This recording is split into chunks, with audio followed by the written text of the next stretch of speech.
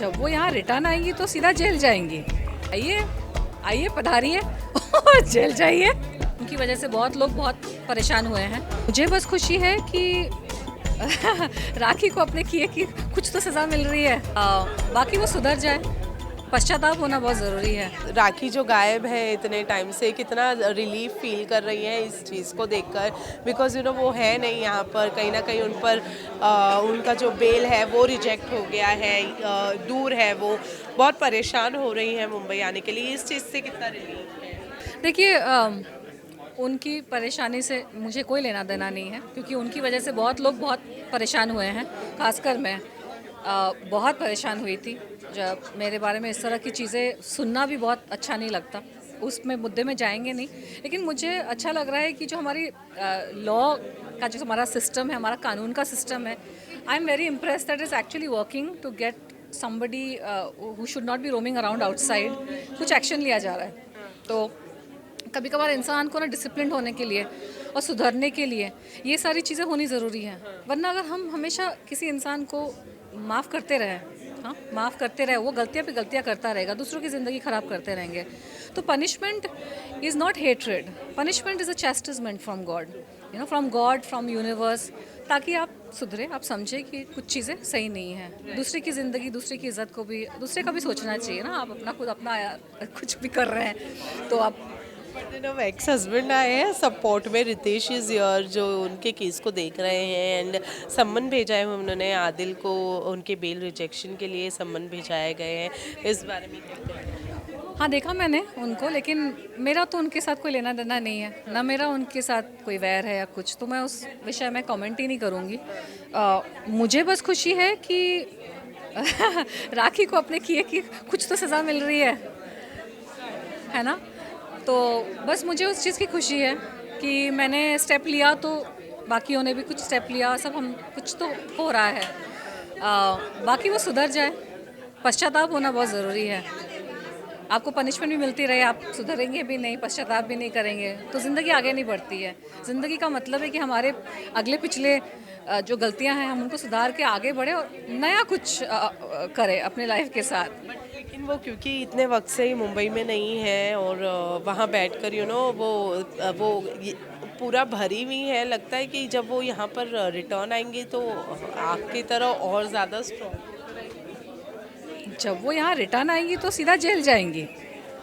और वो स्ट्रांग हो के आए, वीक हो के आए, वो पता नहीं मुझे, क्योंकि यार वारंट, जहाँ तक मैंने सुना है वारंट निकल चुका है। तो अब आइए आइए पधारिए और जेल जाइए।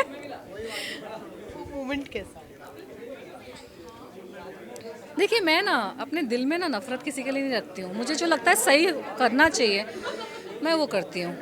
जब मुझे लगा इस पर एक्शन लेना चाहिए तो मैं रखती हूँ, लेकिन मैं कोई ऐसी इंसान नहीं हूँ कि मैं किस दिल में नफ़रत पाले हुए हूँ। लेकिन मुझे सही और गलत का बहुत स्ट्रॉन्ग ज्ञान है। मेरे साथ कोई गलत करता है तो मैं खुद घुट घुट के जी रही हूँ, खुद अपना मैं वैसी नहीं हूँ। मुझे कुछ तो एक्शन लेना ज़रूरी है और मैं दुनिया को भी यही कहना चाहूँगी। बड़े बड़े संत महात्मा, सन ऑफ गॉड बहुत आए, सबने माफ़ी की बात बोली, लेकिन माफ़ी जो गलती करता है ना उसकी होती है। जो शैतानियत करता है उसको माफ़ी नहीं, उसको दंड मिलना चाहिए, कुछ तो दंड मिलना चाहिए। वो हमारे भगवद गीता में भी लिखा हुआ है, श्री कृष्ण भी कहते हैं। तो ये एक दंड के हिसाब से ही वो ले और अपने आप को सुधारे, बस वही है। मेरा ऐसा कुछ नहीं है कि मैं पार्टी मनाने वाली हूँ, कि मेरे जीवन में बहुत चीज़ें चल रही है।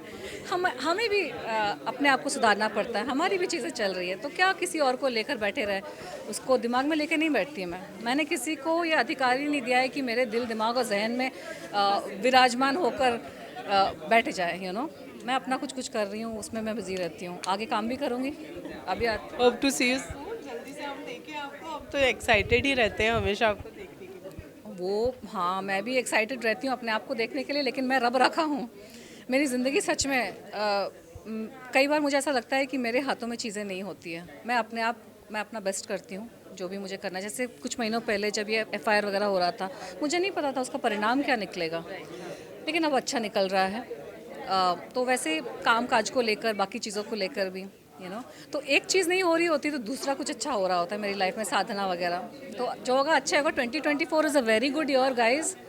जिन जिन लोगों ने धैर्य रखा, भरोसा रखा, और थोड़े स्ट्रगल्स वगैरह से गुजरे हैं, थोड़ी नेगेटिव चीज़ें हुई हैं उनके साथ, उनके लिए तो 2024 बहुत अच्छा साल रहेगा. It is going to be a year of blessings, lots of blessings. And ये रेयर अपीयरेंस जो आप देती है और हम आपको मिस करते हैं, वो हमारा मतलब अब आदत सी हो गई है, क्योंकि आप निकलती नहीं है, हमें दिखती नहीं है, हमें मिलती नहीं है. वैसे कॉन्ग्रेचुलेशंस, आज अवार्ड मिला है, कौन सी कैटेगरी में मिला है बताना चाहिए? I have got the award for woman of substance and thank you very much. बहुत ही भारी भरकम टाइटल है और मुझे लगता है कि मैंने जितना भी कंट्रीब्यूट किया है अपनी लाइफ में in the industry, also with social impact causes और बाकी सारी चीज़ें, तो उसका मुझे एक सम्मान मिला है आज. डेफिनेटली. और हम सब जानते हैं कि आप कितनी वोकल हैं और कितनी मतलब आपने स्टेज पे जब स्पीच दिया तो आपने कहा कि मैं जैसी मुझे सब समझते हैं मैं वैसी नहीं हूँ, मैं बहुत शाय और शांत किस्म की हूँ. वैसे ये जो जहन में ये क्यों आया और क्यों? नहीं, एक्चुअली क्योंकि मैं काफ़ी नर्वस थी, क्योंकि जैसे कि आपने कहा मैं अपने में काफ़ी रहती हूँ या फिर मैं साधना में रहती हूँ. तो ये जो मेरी लाइफ है बहुत ही मतलब मैंने सेल्फ आइसोलेट किया है और वो एक रिक्वायरमेंट होती है साधना की. लेकिन जब बीच बीच में मैं बाहर निकलती हूँ ना, तो थोड़े बहुत जो हमने प्रेस कॉन्फ्रेंसेस किए, थोड़े बहुत लोग, दैट इज़ फाइन. बट जब पब्लिक में जाती हूँ ना, तो मुझे एक आध दिन लगता है थोड़ा एडजस्ट करने में. और बॉलीवुड के जो आर्टिस्ट है और एक्टर्स एंड आर्टिस्ट की जो एनर्जी है वो बहुत ही वाइब्रेंट होती है, जो मुझ में भी है, मेरे अंदर है. बट वही है कि बिकॉज मैं इतना ज़्यादा बाहर निकलती नहीं हूँ, तो मैं फट से बाहर आ गई, फिर स्टेज चली गई और फिर मुझे स्पीच भी देना पड़ा, तो मैं थोड़ा सा नर्वस हो गई. मुझे बहुत कुछ कहना था, मैंने बहुत कुछ सोच के मैं आई थी कि मैं ऐसा कहूँगी वैसा कहूँगी, लेकिन मैं सारी चीज़ें भूल गई. तो स्पॉन्टेनियसली एक स्पीच बस निकला. तो हाँ, थोड़ी सी मुझे सोशल एंग्जाइटी है. हाँ, इस साल की शुरुआत तो हो गई है, क्या है वर्क वाइज, क्या सोचा है आपने, क्या प्लानिंग की है इस साल के लिए? क्योंकि आपने कहा था कि you want to do films, you want to come back, web series करना चाहती हैं आप. सो वर्क वाइज क्या प्लान? डेफिनेटली प्लान्स तो कुछ नहीं है. मैं एक्चुअली दिखती नहीं हूँ ना लोगों को, तो लोग भी समझ नहीं पाते कि am I interested, am I not interested, am I here, am I not here. मुझे लगता है कि ज़िंदगी मैं एक प्रवाह में जी रही हूँ, मैं कोई प्लान नहीं करती हूँ. सही टाइम पे सही चीज़ें हमेशा मेरे साथ हो जाती है.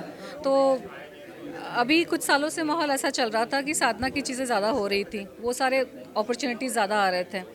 और आज ही अवार्ड फंक्शंस में मुझे 2-4 लोगों ने मेरे नंबर्स एक्सचेंज किए, मुझे पूछा हम ये प्रोजेक्ट बना रहे हैं, वो प्रोजेक्ट बना रहे हैं. तो मैं बाहर आती हूँ तो लोगों को लगता है कि हाँ ये है इंडस्ट्री में. तो फिर लोग बात करना शुरू कर देते हैं. Let's see whatever, I think something good. और कॉम्प्लीमेंट भी तो मिला था स्टेज पर कि जिसने सभी को आशिक बना कर रखा है. एंड डेफिनेटली हम तो आपके आशिक हैं ही, लेकिन वो एक कितनी मेमोरी लेन में चले जाती है जब इस टैग को यूज़ किया जाता है, ख़ास तौर पर आपको introduce. It's always nostalgic, it's always amazing जब मेरी ही फिल्म का गाना स्टेज पर चलता है और लोग गाते भी हैं. मैंने रिसेंटली सुना कि आशिक बनाया कि कुछ गाने, मैं इधर उधर इससे देख रही हूँ because I had to go somewhere. हाँ ओके. मैंने रिसेंटली सुना कि मेरी जो आशिक बनाया फिल्म के कुछ गाने हैं आज भी ट्रेंडिंग वायरल हो रहे हैं. तो मुझे बहुत लोगों ने बोला कि सब मेरे आपकी फिल्मों पे गाना के रील बनाते हैं, वो ट्रेंडिंग वायरल होते हैं, तो आप क्यों ना रील बना दें.